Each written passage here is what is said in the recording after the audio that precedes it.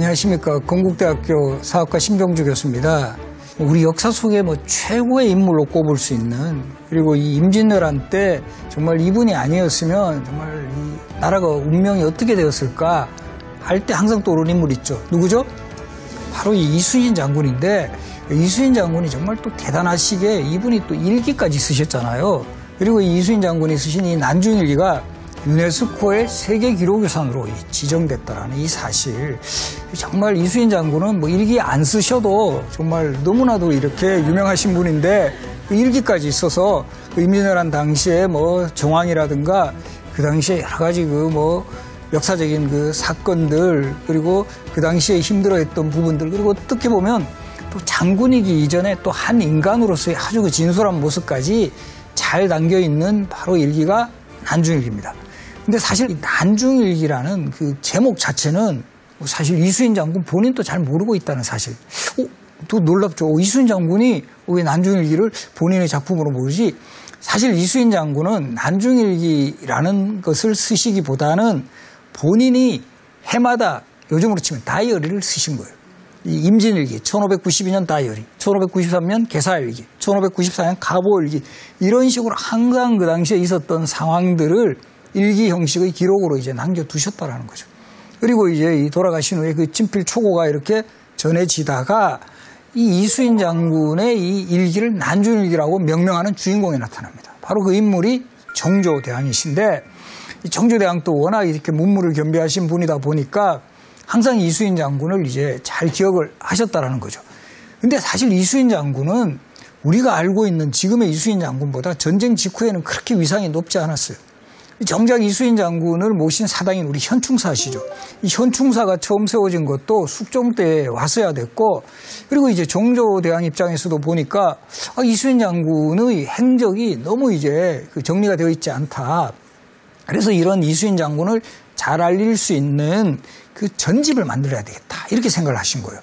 그렇게 해서 그 작업에 착수해서 완성된 게 이충무공 전서가 1795년에 완성이 돼요. 그런데 이때 이순신 장군의 여러 관련 기록, 그 올린 상소문이라든가 자료들을 다 수합하는 과정에서 이 친필 초고 일기가 발견이 된 거예요. 그러면서 이것을 그 이순신 장군 전집인 이충무공 전서에 수록을 할 때 이것은 전쟁 중에, 전란 중에의 일기니까 난중일기로 하는 것이 좋겠다라고 해서 바로 이 정조가 그 이순신 장군 일기의 제목을 난중일기라고 붙였던 거죠. 그래서 이순신 장군 하면 워낙 유명한 인물이고 정말 우리 역사의 최고의 인물이라고 할 수 있는데요. 그런데 우리가 역사 인물을 알 때는 또 중요한 것 중에 하나가 이분의 어떤 생몰년 정도 우리가 좀 기억을 하자. 그래서 이순신 장군 정도는 그래도 우리가 어느 시대에 활동했다, 이거는 대략 알아요.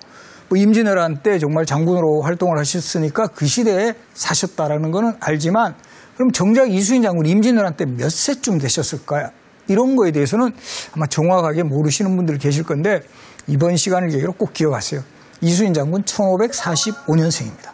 임진왜란이 일어났을 때 우리 나이로 48. 상당히 정말 연세가 드셨던 장군이에요. 지금도 48 같으면 적지 않은 나이, 그 시대는 더 높이 봐야 된다는 거죠. 그리고 돌아가신 해는 아무래도 이제 그 노량해전에서 전사했을 때 1598년. 그래서 우리 나이로 54세 때 전사하셨다. 여기도 정말 운명적이게 우리 역사 속 쪽 문쪽으로 최고의 인물, 우리 세종대왕 아시죠? 세종대왕은 1397년에서 1450년까지. 세종대왕이 돌아가신 때도 나이가 54세였더라. 두 분이 돌아가셨을 때는 동갑이구나. 광화문 광장에 저렇게 동상서인데 돌아가셨을 때는 동갑으로 돌아가셨구나. 54세. 그리고 정말 극적으로 임진왜란이 일어나기 1년 2개월 전인 1591년 2월에 전라 좌수사로 무임하죠. 이때 누가 청거를 했다? 바로 유성룡이 청거를 했죠. 그래서 이순신 장군 우리 전라 좌수사라고 하는데 풀 네임이 전라 좌도 수군절도사예요. 이걸 줄여서. 그러니까 이제 전라도도 지금처럼 남도 북도가 아니라 좌도 우도.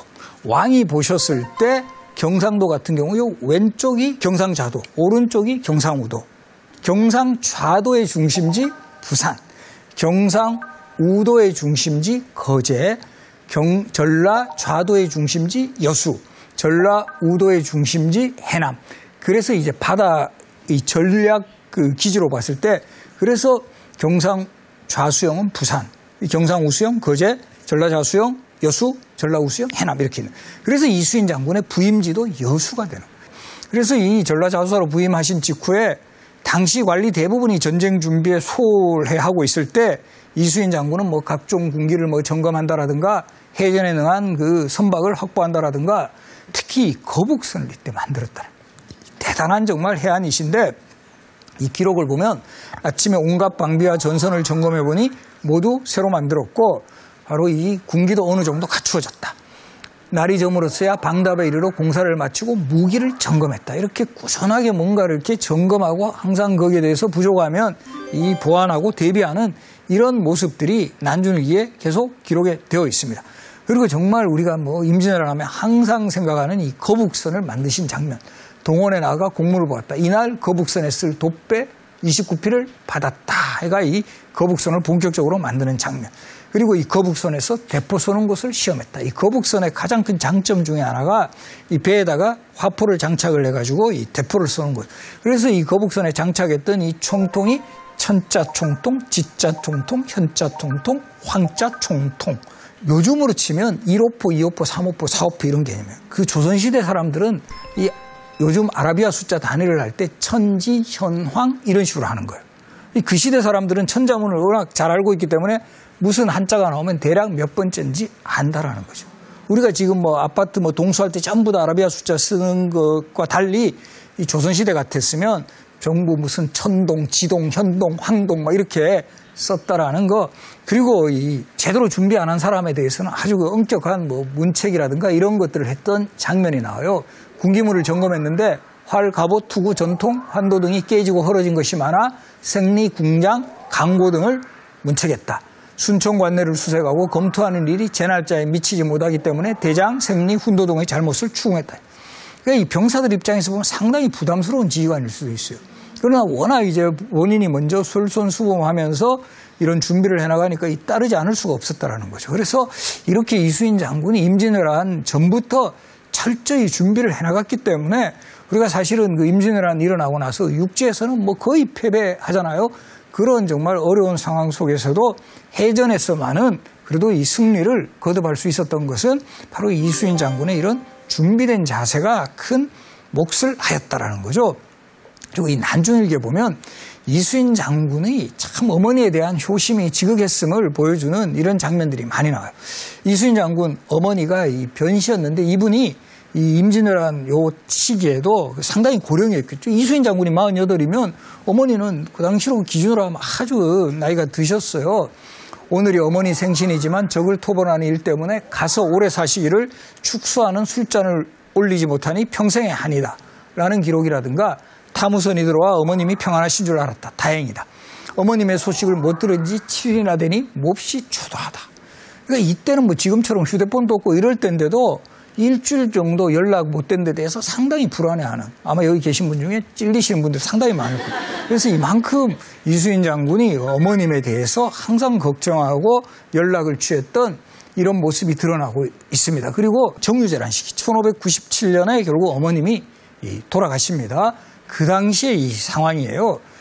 종순화가 배에서 와서 어머님의 부고를 전했다. 뛰쳐나가 뛰며 뒹구니 하늘의 해조차 깜깜하다. 해안으로 들어가니 배가 벌써 와 있었다. 가슴이 메어지는 슬픔이야 어찌 이루다 적으랴 하면서 어머님의 이르는 슬픔을 아주 애절하게 표현했고요.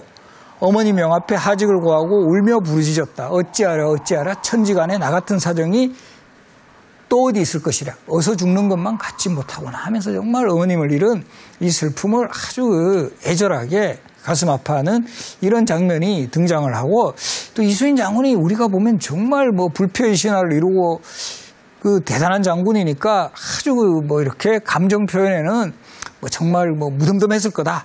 이런 그 뭐 선입견을 가질 수도 있는데요. 이런 그 어머니에 대해 뿐만 아니라 아들 면이 전사했을 때의 상황을 담은 일기 기록을 보더라도 상당히 이제 그 정말 아들을 잃은 아버지의 심정이 정말 잘 나타나 있습니다.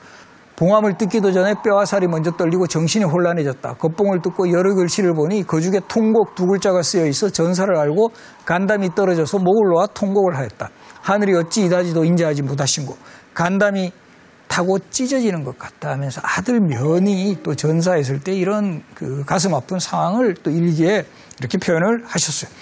이런 이수인 장군 감정 표현 어떻게 보면 솔직하다고 볼 수 있죠. 이런 이수인 장군이었지만 근데 의외로 또 아내에 대해서는 상당히 쿨한 모습을 보여주십니다. 아침에 타무선이 들어왔는데 아내의 병이 매우 중하단다. 그러나 나라 일이 이러하니 다른 일은 생각할 수 없다. 아마 이 이수인 장군 아내가 일기 봤으면 상당히 좀 기분 안 좋으셨을 거예요. 아내의 병이 좀 나아졌으나 원기가 약하다 하니 걱정스럽다. 이때는 그냥 아주 단순 명료하게 아내는 불이 난 뒤로 크게 상처를 입었고 당과 기침이 심해졌다고 한다. 걱정이다. 아주 그냥 이때는 되게 그 감정 표현을 잘 하지 않는 결국 이수인 장군도 이런 부분에서는 또 조선시대 또 한 남자의 모습이 아니었을까라는 이런 또 이제 생각을 하게 하죠. 그리고 이제 그 부하들에 대한 따뜻한 배려가 나타나 있는 부분인데요. 아침에 옷 없는 군사 17명에게는 옷을 주고는 여벌로 한 벌씩을 더 줬다. 하루 내내 바람이 험하게 불었다. 이중이 군세간 말을 많이 하므로 옷을 벗어주었다. 우리 아마 여기 계신 분들 이 정도 일화 아시죠? 그 세종이 그 집현전에 그 일대를 이렇게 순시하다가 어느 겨울날 밤에 불이 켜져 있는 것을 보고 이렇게 보니까 누가 잠들어 있었다? 신숙주. 세종대왕이 어떻게 하셨죠? 세종대왕이 바로 이제 깨워가지고 야, 이거 독서실이라고 너희 집에 가라 그러지 않고 바로 이제 당신이 입고 있던 옷을 딱 벗어줘. 이 신숙주가 감동해서 최고의 학자로 거듭납니다. 이 세종대왕, 이수인 장군 두 분 다 옷을 그 밑에 사람들에게 잘 줬다라는 거 생각이 있으신 분들은 완전 좀 옷을 많이 구입해 놓는 것도 좋지 않을까. 그래서 이렇게 이 뭔가 이렇게 부하들에게 자신의 또 이런 그 고마움이라든가 이런 좀 어려울 때 이런 것을 또 표시했던 이런 장면들이 일기에 등장을 합니다. 그래서